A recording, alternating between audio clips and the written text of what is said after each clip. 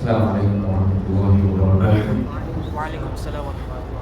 بسم الله الرحمن الرحيم. الحمد لله رب العالمين. أشهد أن لا إله إلا الله وحده لا شريك له وأشهد أن محمدا عبده ورسوله. اللهم صل على محمد وعلى آله وصحبه أجمعين. اللهم علمنا ما ينفعنا وانفعنا بما علمتنا وزدنا علما. اللهم أصلح لنا شأننا كله ولا تكلنا إلى أنفسنا طرفة عين. أما بعد، الحمد لله. Alhamdulillah, we have just finished the chapters on the kindness, goodness, and our attractions towards neighbors. Inshallah, we will begin a new chapter now, and we will be leaving the chapters on jiran or on neighbors. And the next chapter that we will begin with is Babul Karam, Babul Al-Karam. And Al-Karam, as you can see over here, is translated as nobility. Sometimes it may be referred to as generosity, honor. Okay, the most common use is actually generosity. Okay? So usually when people say Kareem or you are Kareem, right, they will refer to as generosity, and it means that they receive all sorts of things, good things from you. Okay, however, it is much more wider than that. It's not only just restricted to generosity. Generosity is only one part of Al-Karam. Okay, so Al-Karam, the root of the word, or the root of the meaning of Al-Karam is actually Kathratul Khair wa Ijtima'ihi wa Ta'addudihi. Lots of goodness, and the collection, or basically the goodness is all found. When goodness is all found in a person, there's numerous goodness in a person. That is the meaning of Al-Karam. Okay? That is the meaning of Al-Karam. So basically a person who has lots of virtues, lots of someone who is capable to do all sorts of good things. This is the person who is considered as Al-Karim, and it's not only restricted to giving. It's not only restricted to giving, generosity, hospitality, for example. Okay? As we mentioned, this is only one part of Al-Karam. Now then, the author محمد بن إسماعيل رحمه الله Imam Al-Bukhari mentions حدثنا محمد بن إسماعيل حدثنا محمد بن سلام قال أخبرنا عبده عن عبيد الله عن سعيد بن أبي سعيد عن أبي هريرة قال سئل رسول الله صلى الله عليه وسلم أي الناس أكرم قال أكرمهم عند الله أتقاهم. So in this hadith narrated by Abu Hurairah radiallahu anhu, he said, once the Messenger of Allah sallallahu alayhi wa sallam was asked, which from the people, or which people are the most noble, which one from amongst the people are the most noble? Akram is the most. In Arabic, when you see words such as Ashad, for example, Akram, all these are called Af'al al-Tafdeel, or basically it indicates most. It indicates the word most. So Akram over here means the most noble. The most noble. So who from amongst the people are the most noble? So Prophet ﷺ replied, قال أكرمهم عند الله أتقاهم.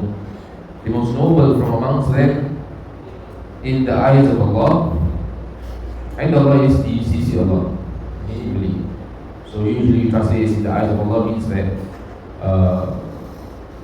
basically Allah, who does Allah regards the most, who does Allah regard as the most noble one. Okay? So in the eyes of Allah, the most noble one is At-Taqahum. It's the one with the most taqwa. Okay? The one with the most taqwa from amongst them. The one with the most taqwa from amongst them. Okay, so this is similar to the verse of Allah subhanahu wa ta'ala in the Quran. Ya ayyuhan nas, Surah Al-Hujurat. In Surah Al-Hujurat, Allah subhanahu wa ta'ala mentions, Ya ayyuhan nas, inna khalaqnakum min dhakarin wa untha, wa ja'alnakum shu'uban wa qaba'ila lita'arafu. O people, O mankind, we have created you from male and female. Okay, so this is something to ponder upon. You are all not one kind. You are two different basic kinds, right? Male and female. Now then Allah subhanahu wa ta'ala mentions, and we have made you وَجَعَلْنَاكُمْ شُعُوبًا وَقَبَائِلَ, tribes, nations, شعوبا وقبائل لتعارفوا, for you to get to know one another. And get to know this does not mean doing it in the wrong ways. Basically, for you to understand. So as you know, mankind is of different races, different types of skin, for example, different backgrounds, different places they come from. Yes, Allah subhanahu wa ta'ala mentions so that you may know one another. And then Allah subhanahu wa ta'ala says, Inna akramakum indallahi atqakum. Indeed, the most noble from amongst you in the eyes of Allah, in the sight of Allah, is the one who has most taqwa. Okay, so this answer of Prophet sallallahu alaihi wasallam is actually derived from a verse in the Quran, in Surah Al-Hujurat.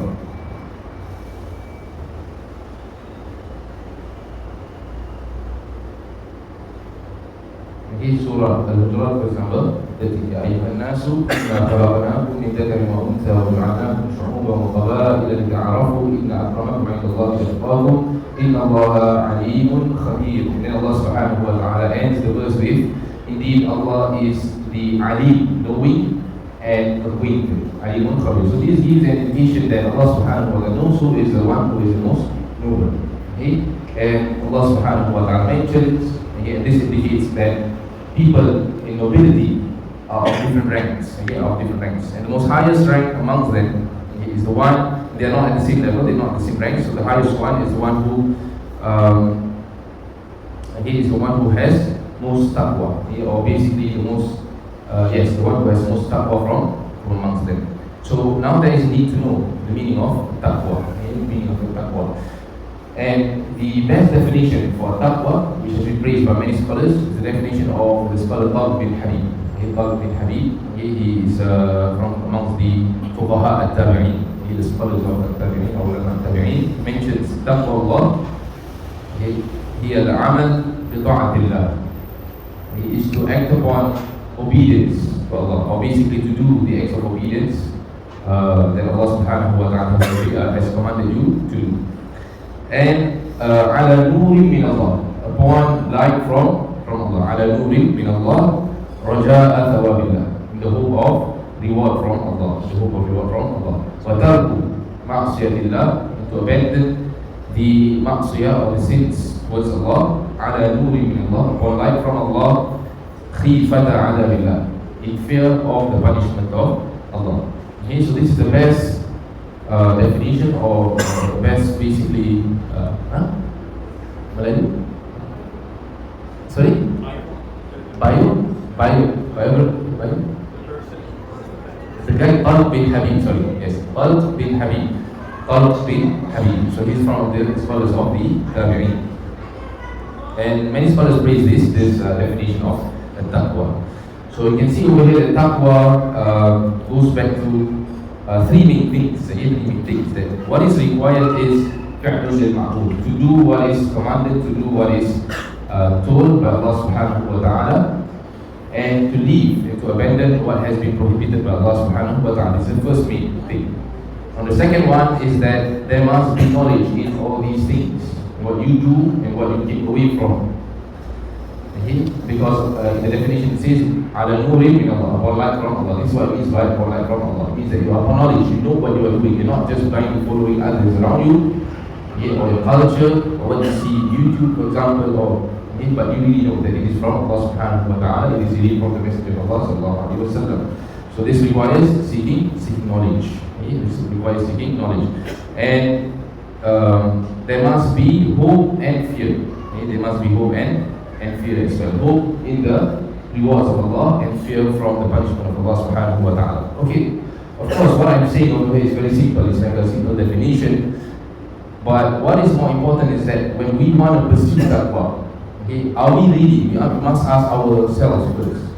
Okay, first of all, are we really doing things because Allah subhanahu wa ta'ala has commanded us to do?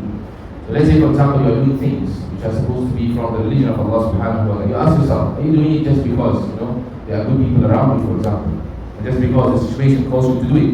Or are you doing it because I know that Allah subhanahu wa ta'ala has commanded me to do, and this is required for me because Allah subhanahu wa ta'ala is requiring this from me, and that's why I am doing it. Okay? Or when you abandon something, when you leave something which is a sin for Allah subhanahu, is it because you feel like, this sin is something that is easy for you? Maybe for other people it might be difficult, but for you, something that is easy, something that you can easily abandon, for example. Or is it because there are no bad company around you, for example? Or is it because you are leaving it or abandoning it because of Allah subhanahu wa ta'ala? Now I mentioned in one of our lessons as well, some bad habits that we have. The best solution for us to abandon these bad habits is to do it for Allah subhanahu wa ta'ala. I mentioned this in one of my classes, because as long as your heart is attached to something other than Allah subhanahu wa ta'ala, you will not be able to fully fulfill something or abandon something. Along the way, along the path, you will start to stop, you will start to falter. You will either stop or you will decrease in your actions, or you will sin towards Allah subhanahu wa ta'ala again and again and again. And when I say again, it's not the situation whereby you sin again and then you seek forgiveness from Allah subhanahu wa ta'ala. This is for people who are really determined to stop whatever that they want to stop, for example, or to do something. But they can't really fulfill it and they can't really abandon it. And the reason for this is because the intention or the purpose of doing it has not been fully for Allah subhanahu wa ta'ala. Because truly, if we were to do things fully for the sake of Allah subhanahu wa ta'ala, what is there to stop us? There's nothing there to stop us. So this is the first thing. We must understand that we are doing it because we are obeying Allah subhanahu wa ta'ala, keeping away from the prohibitions of Allah subhanahu wa ta'ala. So when we understand this first part, then comes the second question: why is there need for knowledge? Because you need to know what Allah requires from you, and then you can obey Allah subhanahu wa ta'ala. You need to know what Allah subhanahu wa ta'ala does not want you to do, and therefore you can keep away from the prohibitions of Allah subhanahu wa ta'ala, and therefore fulfilling your first objective. Fulfilling your first objective. Now, as long as these pillars or these points are not really, you're not really aware of them, you will still do things, or you will keep going in the wrong direction. And when things go wrong, this is where people start to blame others. For example, why are they like this? If they were like this, I would be like this. Why? Because in the end, if you are doing it for Allah subhanahu wa ta'ala, nobody is to be blamed. Nobody is to be blamed but your own self. Now, and actually this is the meaning of Maliki Yawmuddin. When Allah subhanahu wa ta'ala mentions in Surah Al-Fatiha, Alhamdulillah Rabbil Alameen, praise be to Allah, Lord of the worlds, Ar-Rahman Ar-Rahim, the most merciful, Ar-Rahman Ar-Rahim. Now why Ar-Rahman Ar-Rahim after Alhamdulillah Rabbil Alameen? Because the first verse gives an indication that Allah subhanahu wa ta'ala is the owner of everything that exists. Now, if He is the owner of everything that exists, then He can do whatever that He wills. He can oppress, and He can do wrong towards us. But then the question will be answered in the second verse, Ar-Rahman Ar-Rahim. He won't do all of this even if He is capable to do so. Because He is Ar-Rahman, He is Ar-Rahim. Now after that, some people, they they basically depend on they rely solely on the rahmah of Allah subhanahu wa ta'ala. They rely solely on the hope of Allah subhanahu wa ta'ala, hope towards Allah subhanahu wa ta'ala.